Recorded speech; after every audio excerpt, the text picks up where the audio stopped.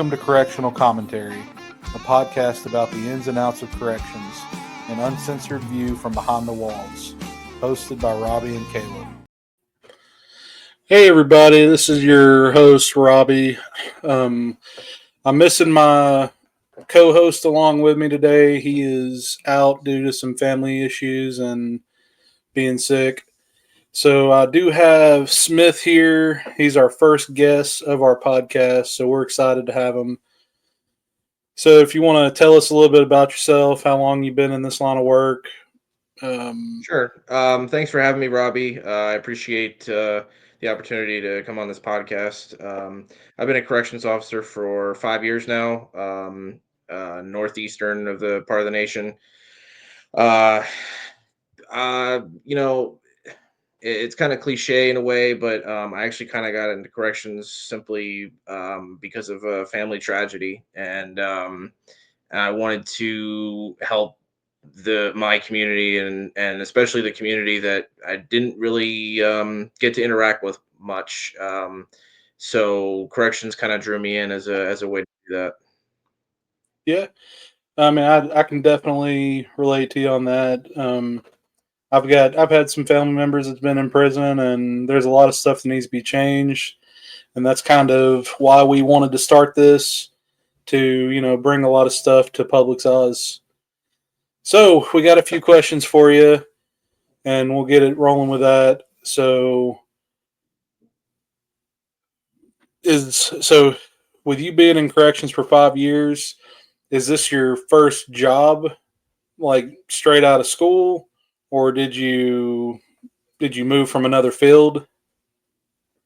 So in the state I'm from, it's very difficult to get into corrections at 18.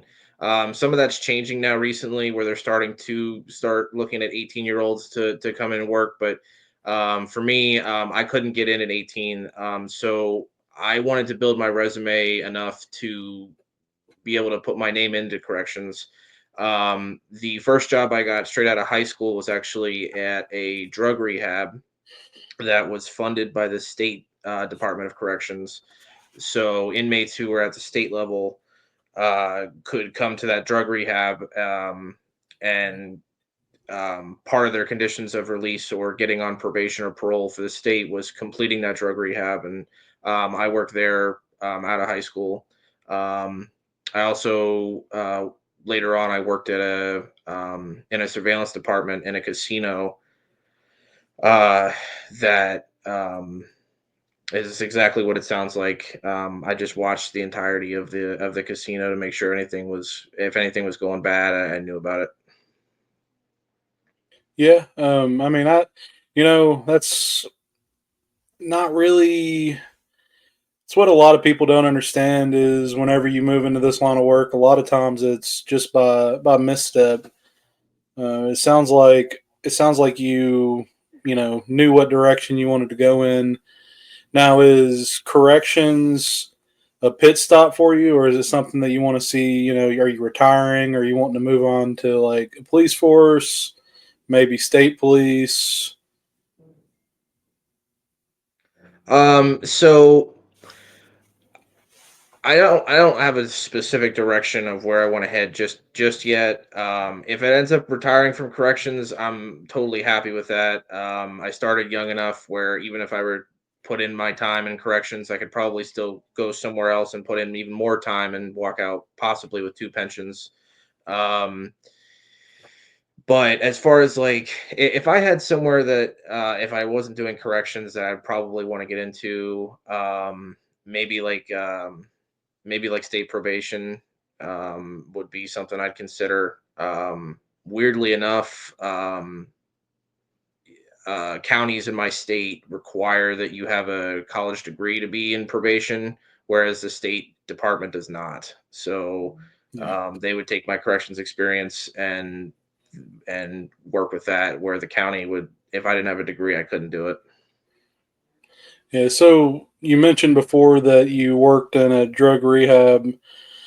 Now, is that something that got you wanting to kind of gear towards corrections, or is that just something that you knew Because it kind of sounds like you're on the more like reform side of corrections, to where you want to see in any correctional officer that goes into this line of work for the right reasons. We all want to see these inmates improve, and and also always reduce the recidivism and get these guys out and get them to be a functional part of society instead of getting out. I mean, like me, we got countless stories, especially these young kids that come into the prison, and man, they just don't care.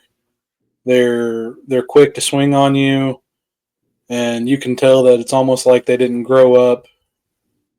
They didn't grow up with any kind of role models. So that's part of the reason that I wanted to stay in the line of work, is because there was a lot of these kids were their first positive role model on somebody that can actually follow the rules and and expect anything of them.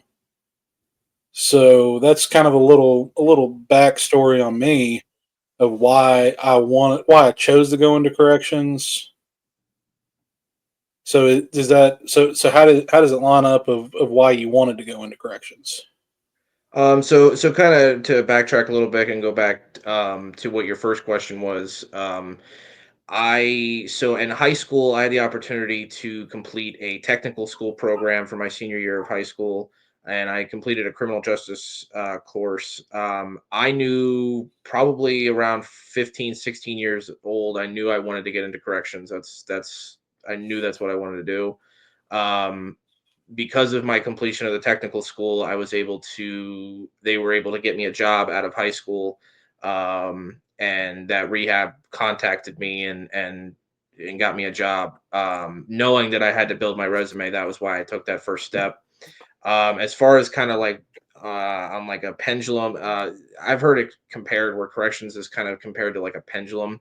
Right now, the way it looks like it's swinging is towards the reform and handling the recidivism rates among inmates. Where on the other side of that is just simply punishment and do their time and kind of act like a hammer.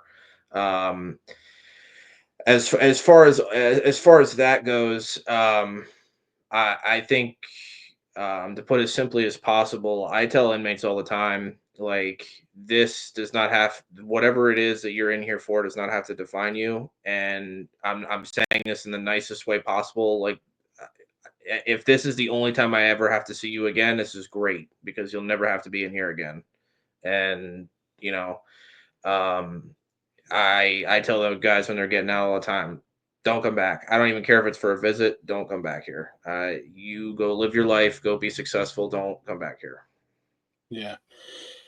So with you being in corrections for 5 years now, if you could go back and visit, your rookie self whenever you first started, what would be, that piece of advice that you would give yourself, to make your whether it be to make your career easier, whether it would be, you know, to change your ambitions or anything like that.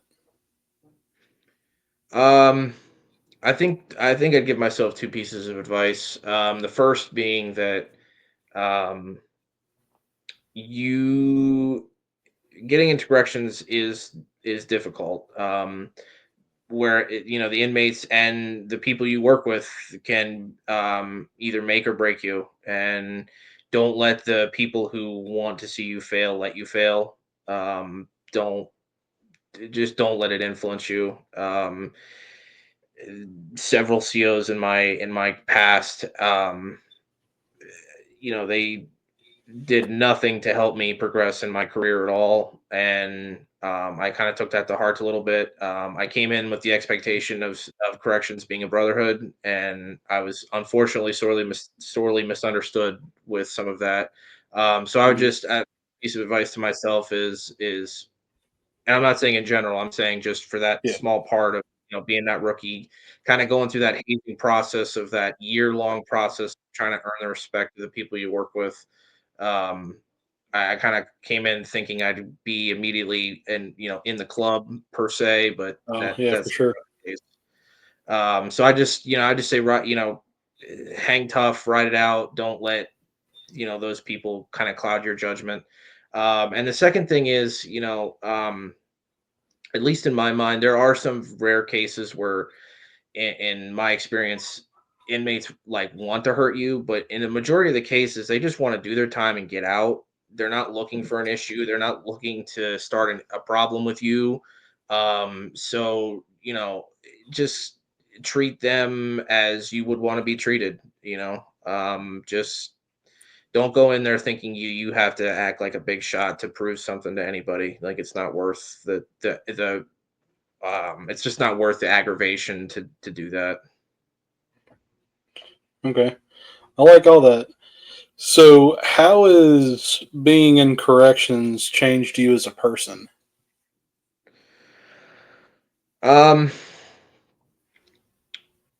I'd like to say there's been more positive changes to me as a person by working in corrections, but if I did say that, I'd kind of be lying a slight bit. Yeah, Um, I mean, positive or negative.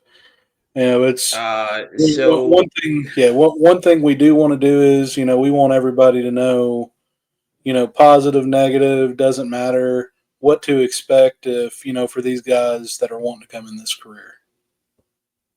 yeah, so I'd say definitely a positive for me to start off with a positive is patience. Corrections taught me patience better than anything ever could have. Patience with people, patience with of just when shit hits the fan. It's just you're gonna have to have patience when stuff comes down the pipe, and it just always ends up something ends up screwing your day up. So you're just gonna have to have some patience to kind of just roll through it and move on. As far as negatives, I'm a lot more cautious in public life than I used to be. I always like if I'm just going to Walmart, going to get groceries, for example, or whatever, I'm always just looking around to see, I live in a smaller community, and when is the next time I'm going to run into a former inmate, especially hopefully one that doesn't have a problem with me, and my family's around. So, I'm a lot more cautious in my public life now than I was before I got into corrections. So, with that being said, what all kind of classifications of inmates have you worked with so far in your career? I think I've worked with pretty much every kind that I can think of. Uh, I got the murderers. I got I got just the petty stuff. I think probably the slightly funny, very least concerning guy I had. He was on probation for something or other, but he ended up getting pulled in for a 90-day jail stint on drinking beer while he was fishing. Very chill guy, just likes to drink, and just didn't want to follow the rules. And so um unfortunately, I'd say the most common type of criminal that I deal with on a daily basis is my sex offenders, my child predators, my sexual deviants, just the worst kind of humanity that you can think of. Uh, where I'm from, we've nicknamed them Chetties. I don't know if you're familiar with that term from where you're from, but we call them Chetties. So Yeah, yeah. Where we're at, they're referred to as chomos. okay. So kind of circling back, I want to kind of add to this question. How do you, as your person, because I struggle with this still to the day. Whenever you deal with these child predators and the sex offenders, us as correctional professionals, which is what we are, how do you treat them with dignity? I guess would be a best way to say, because a lot of people think, are probably under the impression that because they're in there for whatever crime they committed, that we treat them like dirt. It's just not the case. And I find myself struggling with, I don't even like looking up people's charges because, that could sway me on how I treat one versus another. But, with you working primarily with those classifications, especially now, how would you say, how difficult is it for you to, to keep your personal feelings separate from your professional? Um, you brought up a good point earlier. I don't really, unless I'm there for their booking, I don't look at their charges. I Yeah. don't really, because if the more details I know about what they did, the worse I'm going to feel about it. I tend to stay away from the fine details of the investigation that they're in. I try not to do that. Of course, I know, even if I wasn't here for their booking and I came in and they just a new guy and I don't know who they are, just based on where they're housed, I know what they're in for. Just basic logic. But as far as how I treat them with dignity and things like that, I send this message very quickly to guys that come in. If you show me respect, you're gonna get it back. I don't care what your charges are. You want to act like a dirtbag though, like I'm not gonna give you the time of day then. Yeah. I I'm mean, just that's a, gonna ghost you. yeah, I mean, that's a perfect way to put it. You get treated accordingly. So what can you tell us about your? Because I know whenever we were talking off camera, you said that I believe it was your prior facility had closed down. What can you tell us about that facility and how it was ran, and how it differs from the one that you're at now? Yeah, I was kind of hoping you'd ask me something about this. I have enough grief and dirt to lay down upon that whole facility for 2 years of a worth of a podcast. They were so poorly managed, so poorly ran. There was no oversight whatsoever. From the commissioners, in my opinion, whatsoever. Perfect example of that. In our sub control room down in our near our Alpha and Bravo blocks, we um, we would have to put tarps over our control panels when it rained because the water would leak through the ceiling and short the control panels.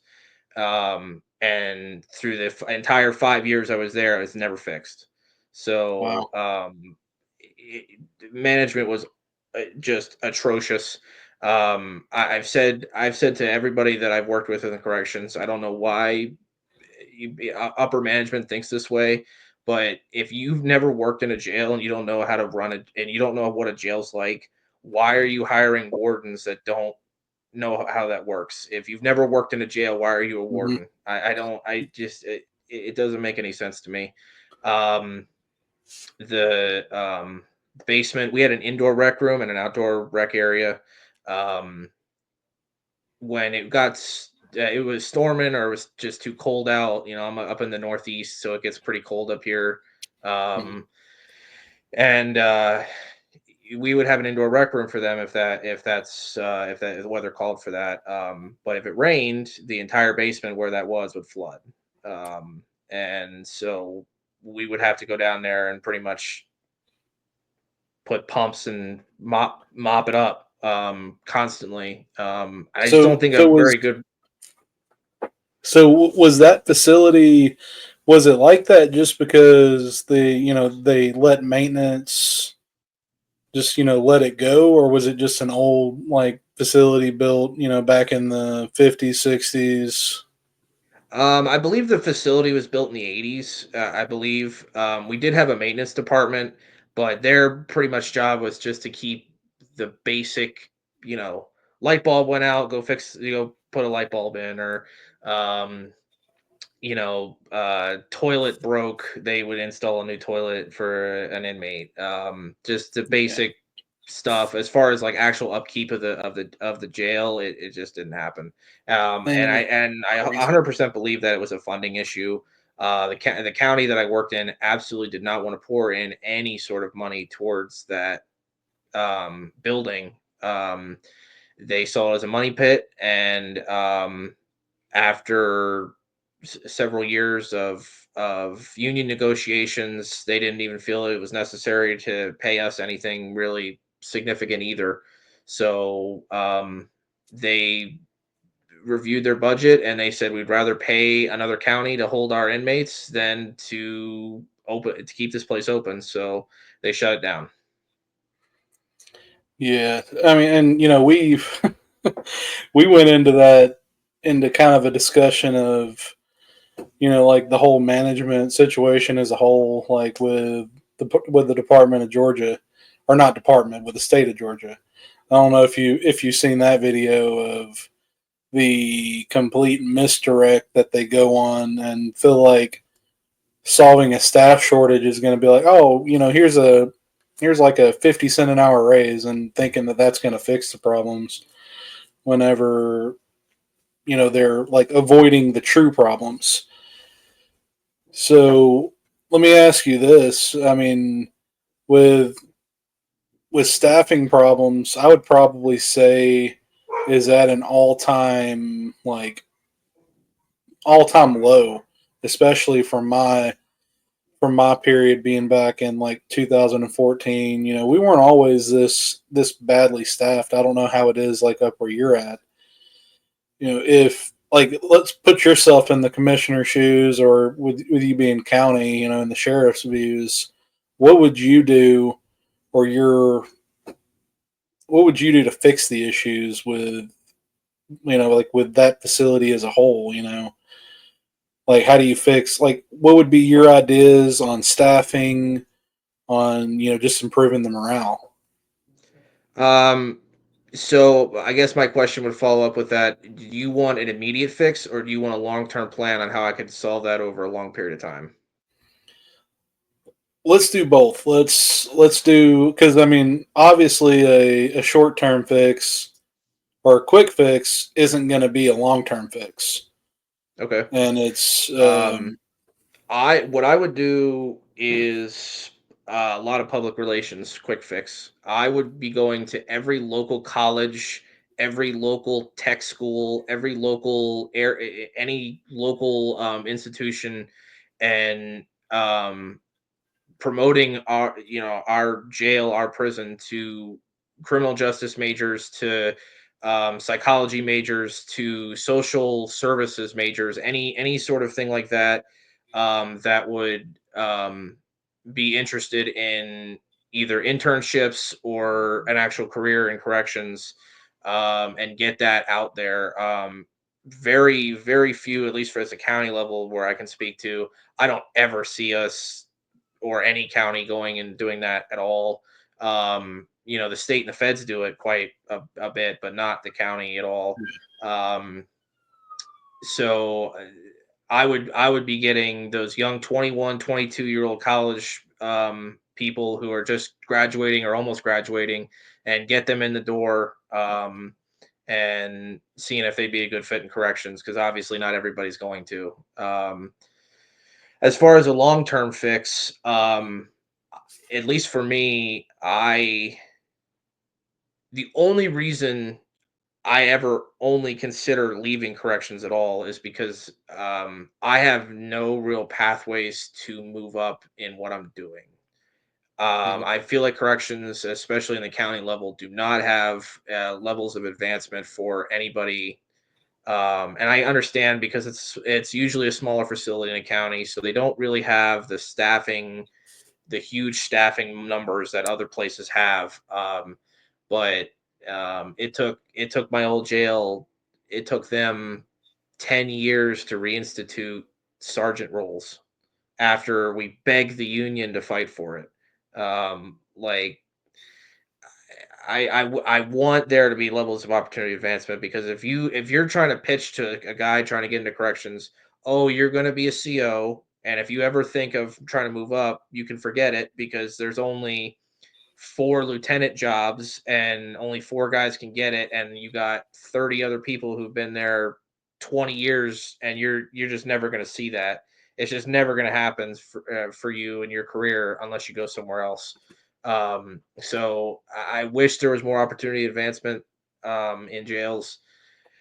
Um, Obviously, pay is a huge one. It's always going to be the big talking point of people. Like, can you in a corrections career afford to support a family and be a main factor in providing your kids with the things they need? At a county level, sometimes it just depends on the Yeah. level you live in, where you live. Yeah. I mean, And that's part of the reason. That's part of the reason the facility that I worked at, because I started working at a facility in on the state level, and for some random unknown reason, it was that one facility in the state that could stay fully staffed.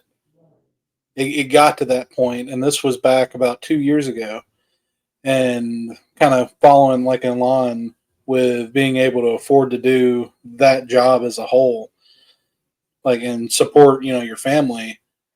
Most correctional officers, we support our family with overtime. Unfortunately, just because the pay is so low, and I feel like it's starting to kind of move upwards to where it needs to be. But yeah, I mean, that's something that I think a lot of these, especially young kids, need to know coming in. I hope you're okay with working some hours because I mean, it's there. sure. To put it in retrospect for you, I don't know how your state and your area does hiring, how hiring corrections officers work.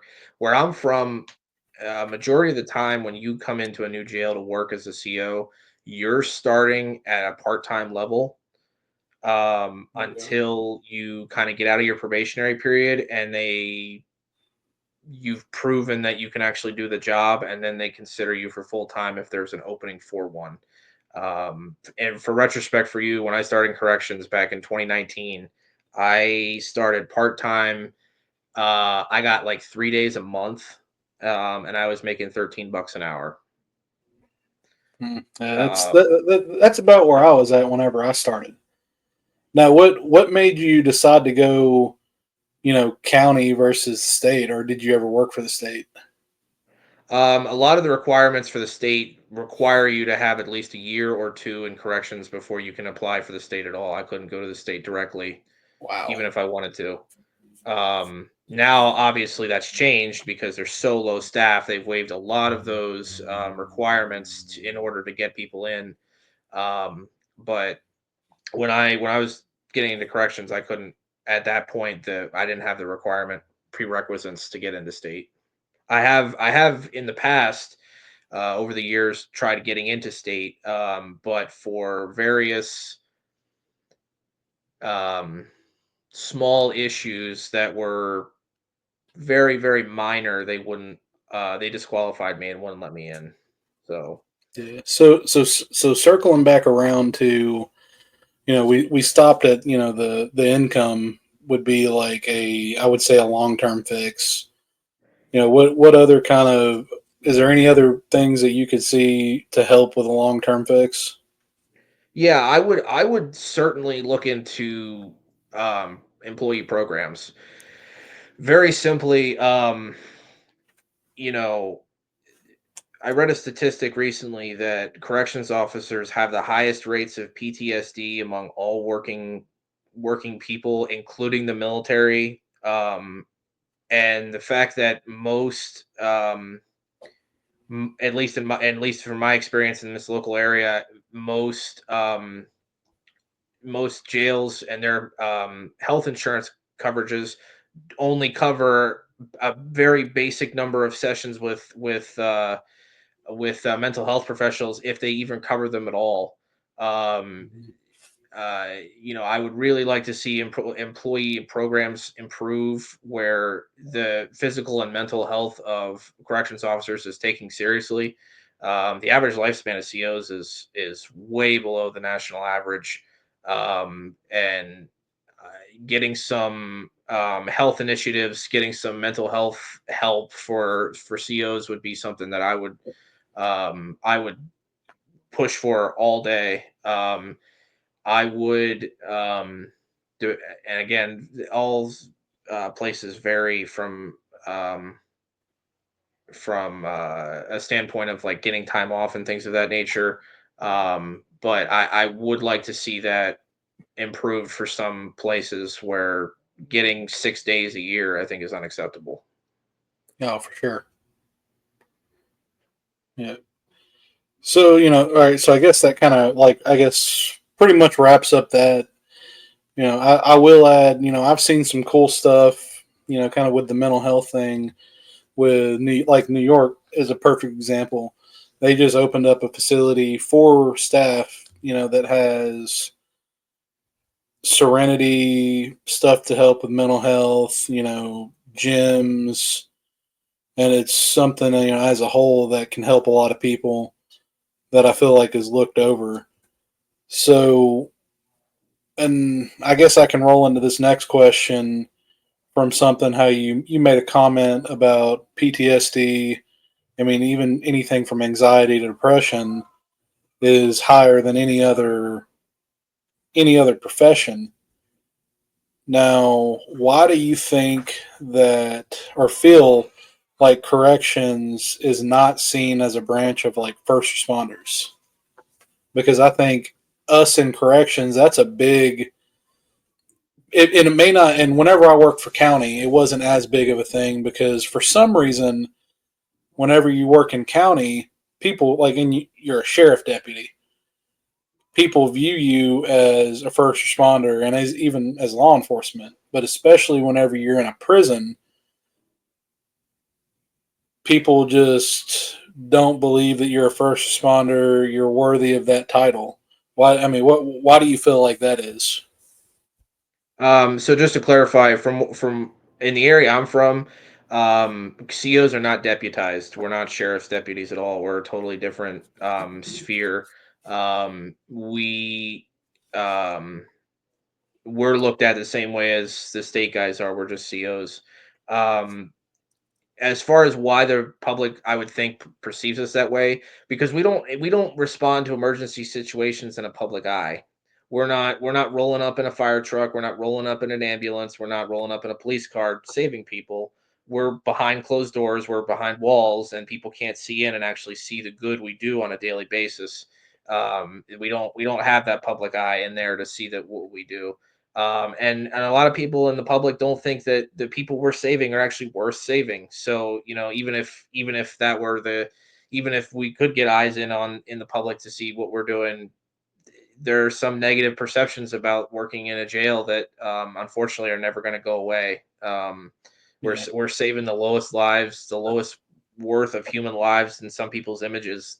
That it's just not worth that hero's welcome that other first responders get. yeah. Now I really love the way you put that. So as because I mean, obviously, like me, I consider myself a first responder, and I'm sure you do too.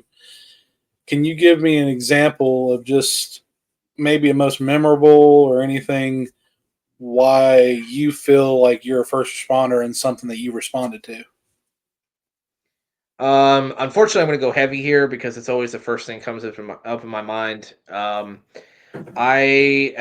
was working night shift at the time. There was a code 300 called over the radio. What that means is that either an inmate attempting or is attempting suicide or is currently committed suicide. Mhm. Um, and I ran to the housing unit that the call was made for. I ran in, and an inmate kind of ingeniously tied a bed sheet to the bottom bunk, and kind of just sat down in like Indian style, sat down with it around his neck. So looking in, you think, it's dark. If you didn't have a flashlight on, you'd never even see the thing. Um, you would just think, oh, he's just sitting in the dark, just kind of just praying, meditating, whatever it may be. Um, but fortunately, the CO who found him actually, was paying attention. And I came in there.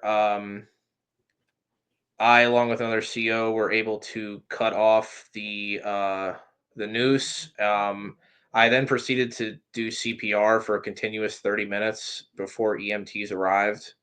Um, and to this day, I can still hear the crunch and crack of his sternum and ribs under my hands. And to this day, I still have flashbacks and dreams about that incident. Just unfortunately, we weren't able to save him in time. Um, but the county and everybody knew that we did everything in our power to make sure that guy walked out of there alive, and unfortunately, it just didn't work that way. Yeah, I mean that's a, and that's what I want put the public to know of. Just because we're, I'll say it again and again. We're considered the like the redheaded stepchildren of law enforcement, and a lot of people don't realize that we go through stuff like that. And if they were to hear that that story that you just told, they would really think twice about, oh, you know what, he is a first responder, because the definition of a first responder is being the first one in, and trying to save somebody's life. Or I mean that, because I mean even police officers, that's their primary, their goal is not to stop crime, their goal is to protect. So I mean, at the end of the day, that's our job, is to protect these inmates from themselves, from myself, and from my fellow coworkers, whether they be correctional staff, whether it be counselors, or administration. So I feel like there's a big disconnect from TV, like what they put on, like Locked Up, stuff like that on TV. It gives the public a misconception of what actually goes on. Which I guess leads into my next question. What do you feel that Hollywood and just has gotten right and wrong about the correctional field? If Um, if if anything, right? so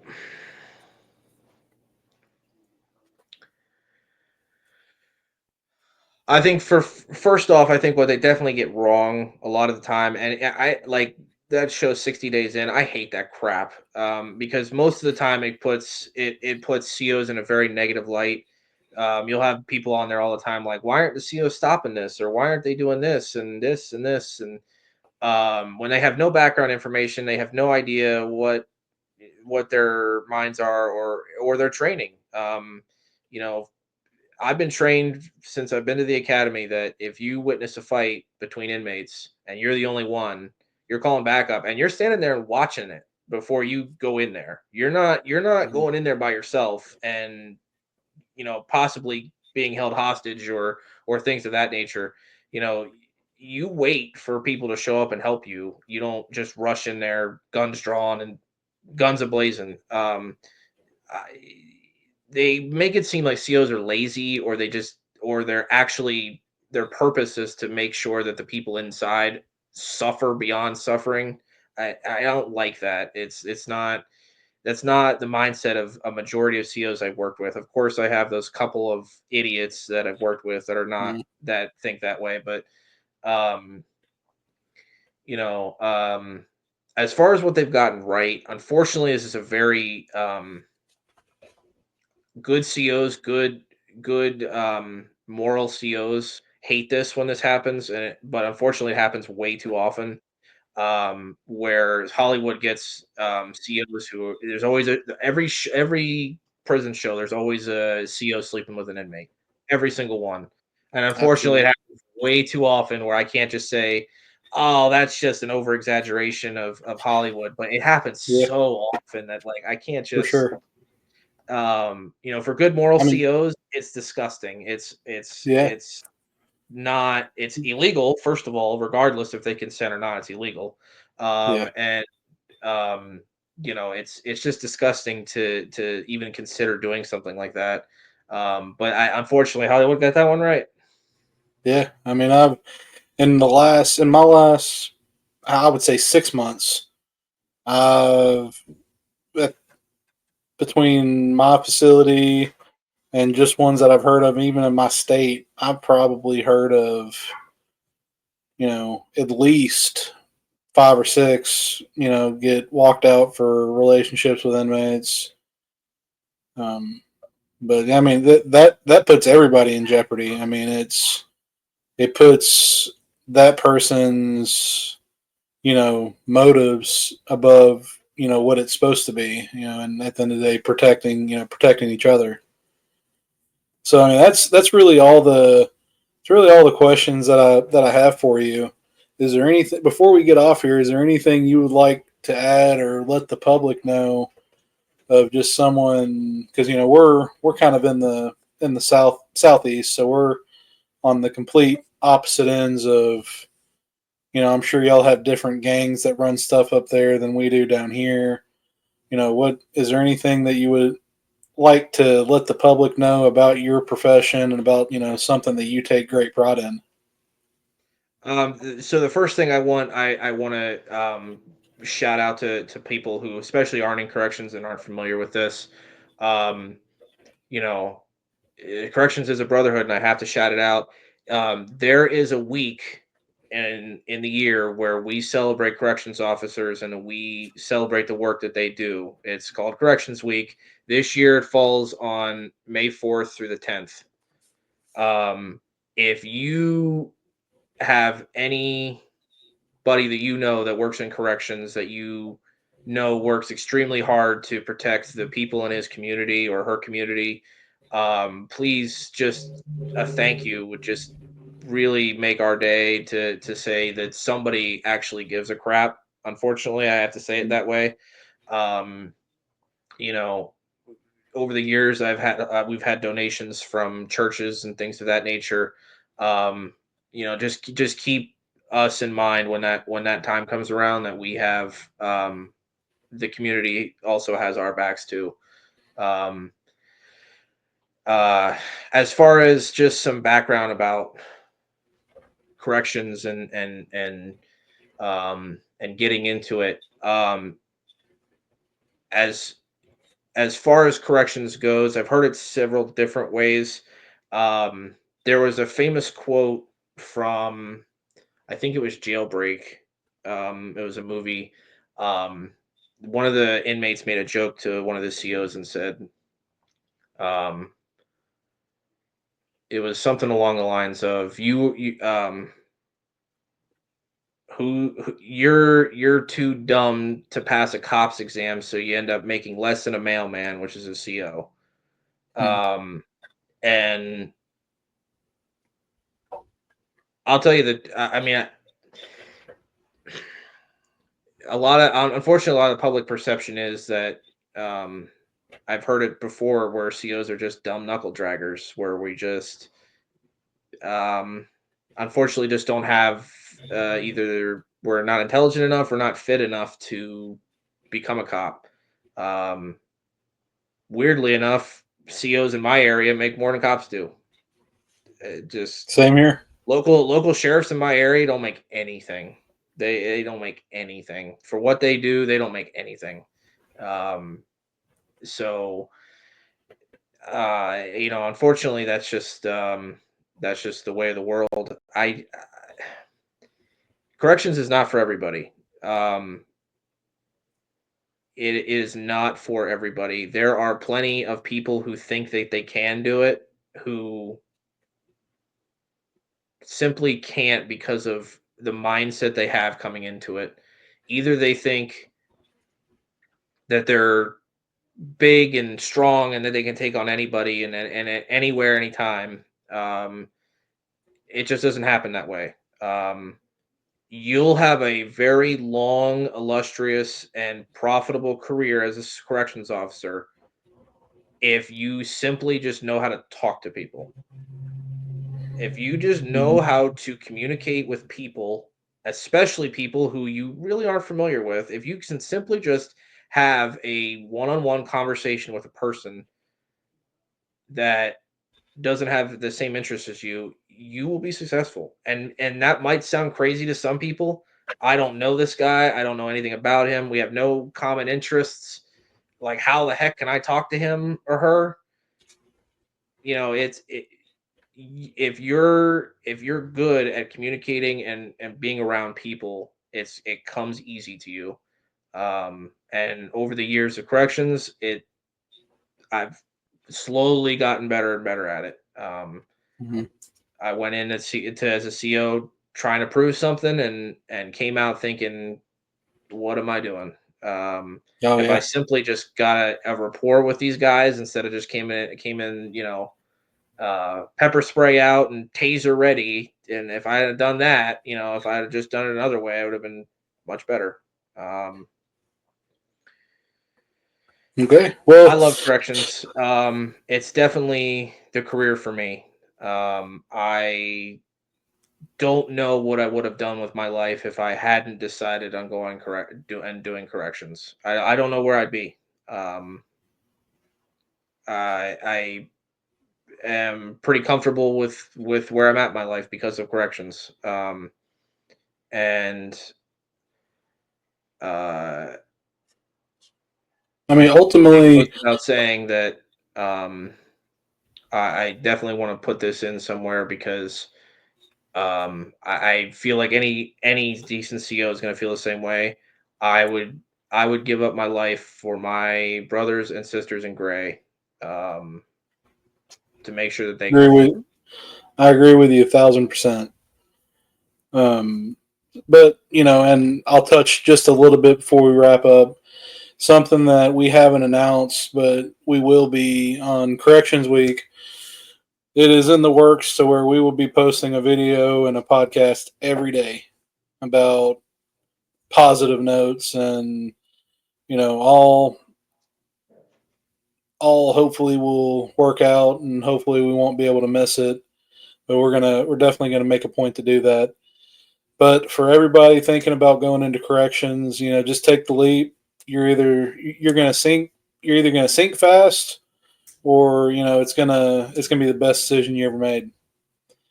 So until next And time, you're gonna and guys, you're gonna know pretty early on whether it's right or wrong for you. You'll know your for sure. first 3 or 4 days on a block if you can do this or you can't. Yeah. It's pretty learn trial by fire. So guys, like always, if y'all have any questions, reach out to us. And until next time.